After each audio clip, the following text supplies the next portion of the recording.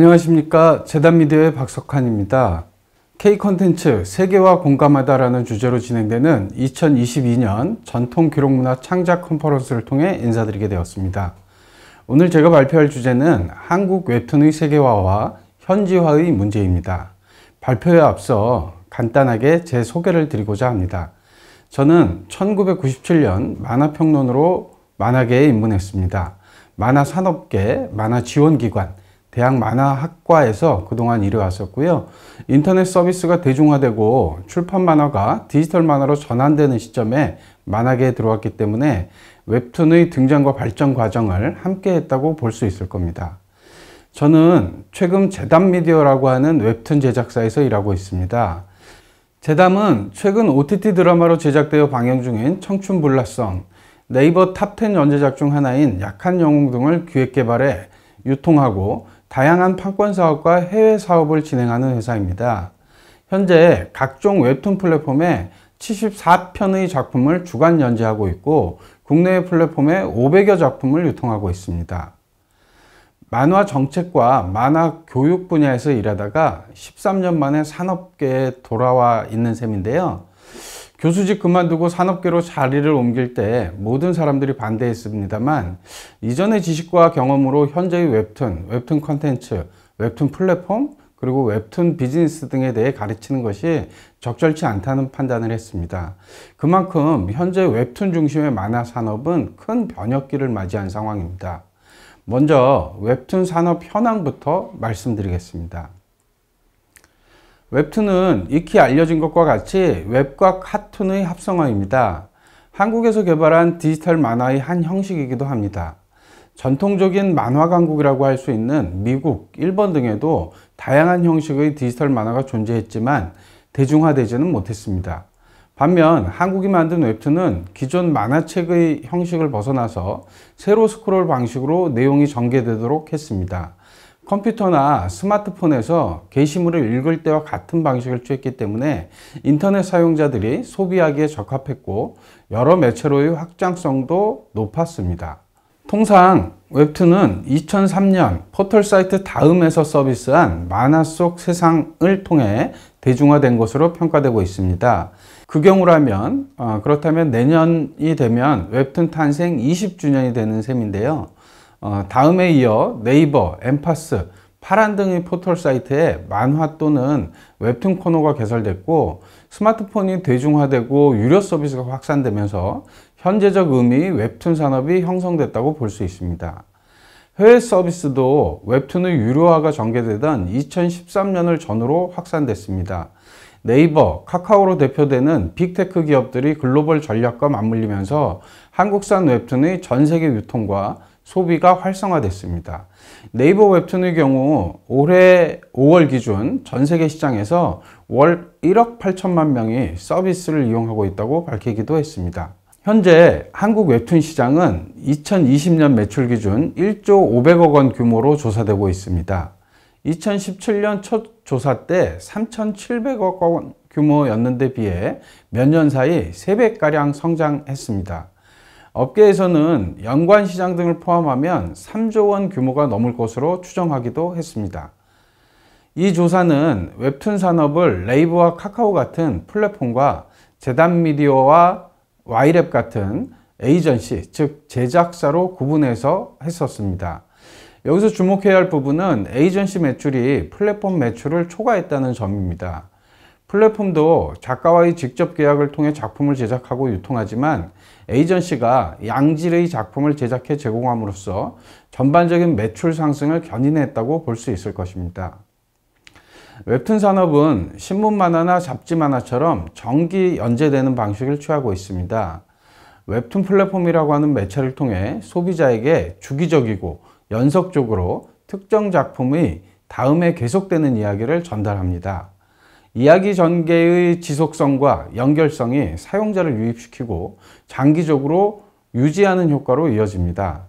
이야기 전개의 장기성은 캐릭터를 비롯한 작품 속 등장 요소들이 사용자들에게 인지되고 애정과 애착을 보이게 하는 요인이 됩니다.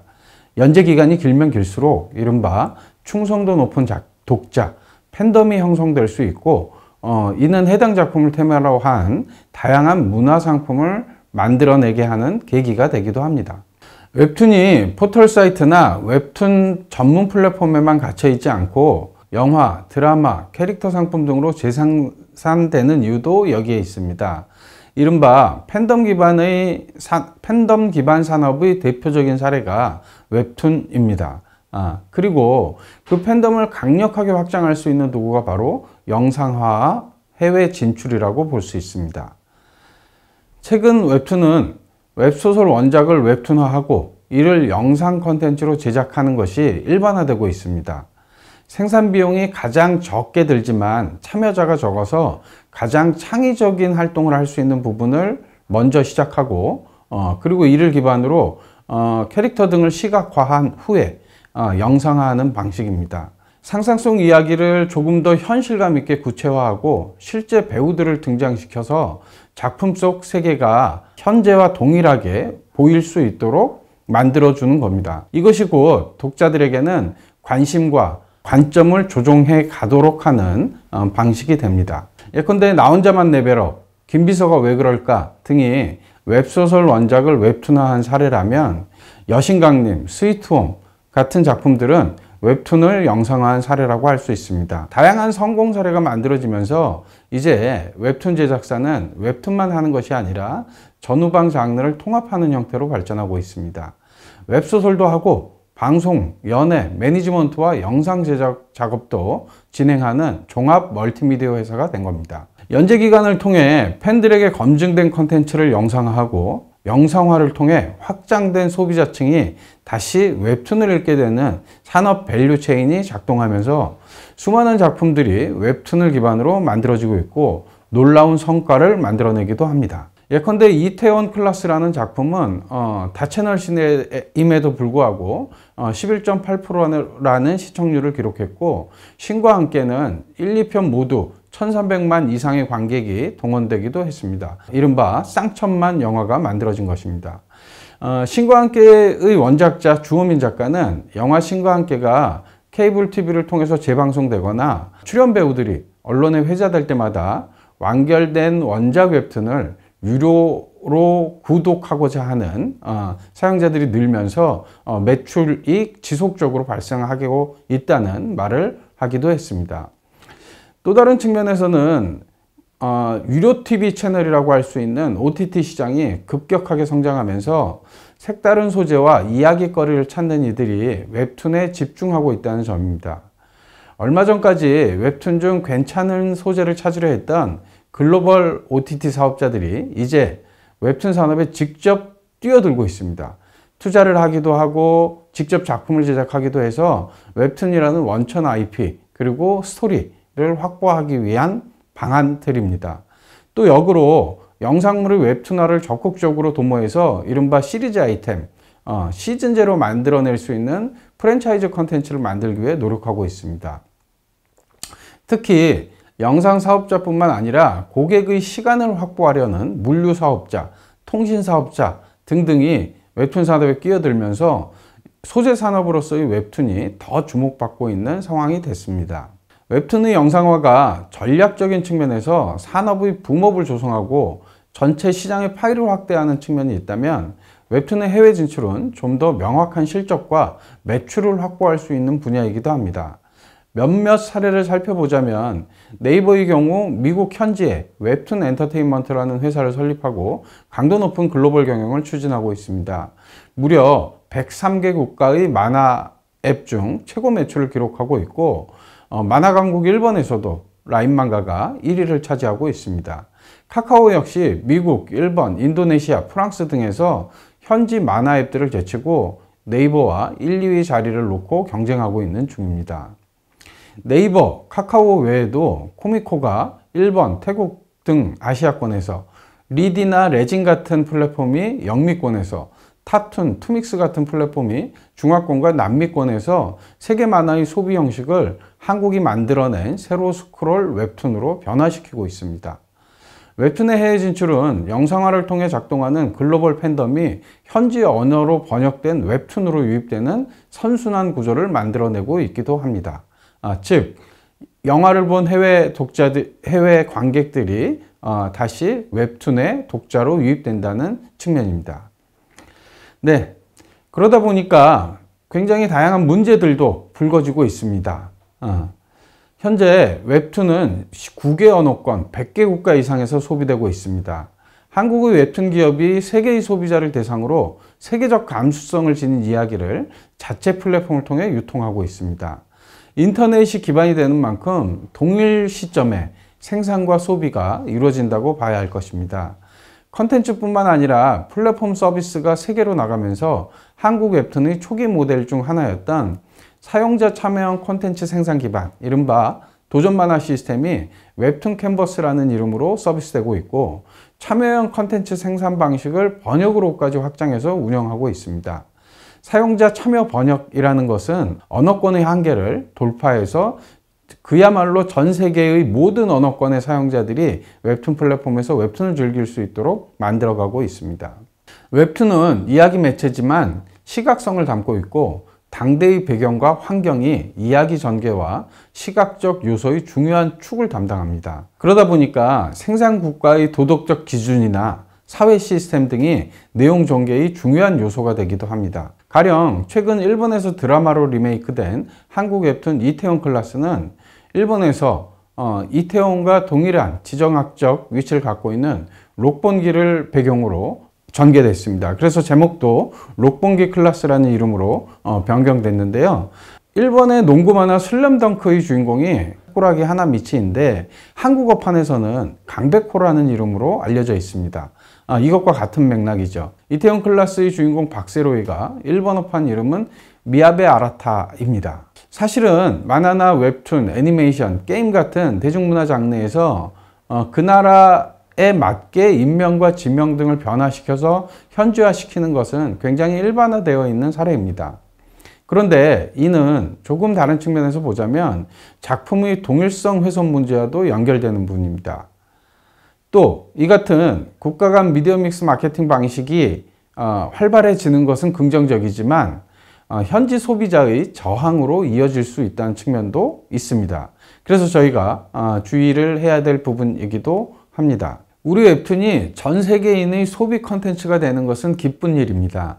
하지만 문화 다양성을 중시하는 세계인의 입장에서라도 특정 국가의 컨텐츠가 자기 나라에서 너무 과도하게 소비되는 것에 대해서는 부정적인 인식을 가질 수밖에 없을 겁니다. 얼마 전 열린 윌 아이스너 어워드에서 올해의 베스트 웹코믹상에 웹툰 형식을 취한 작품이 처음으로 수상했습니다. 후보군에는 한국 작가의 작품 중 하나인 나빌레라도 있었는데요. 미국 작가의 작품이 최종 선정됐습니다. 어느 작품이 더 우수하냐라는 것은 중요한 것이 아닐 것 같습니다. 이 상황에서는. 다만 꾸준히 아이스너 어워드를 두드렸던 한국 작가들의 입장에서는 조금 아쉬운 측면일 수 있습니다. 우리가 주목해야 할 부분은 웹툰이 세계화되면 될수록 상대적으로 해당 국가에서는 자국 문화를 보호하기 위한 조치를 취할 수 있다는 점입니다. 앞선 사례도 마찬가지죠. 자국 작가에게 좀 더 많은 점수를 줬다라고 볼 수 있을 겁니다. 또 다른 측면에서는 새로운 문화나 장르가 형성될 때 반복적으로 등장하는 거부감입니다.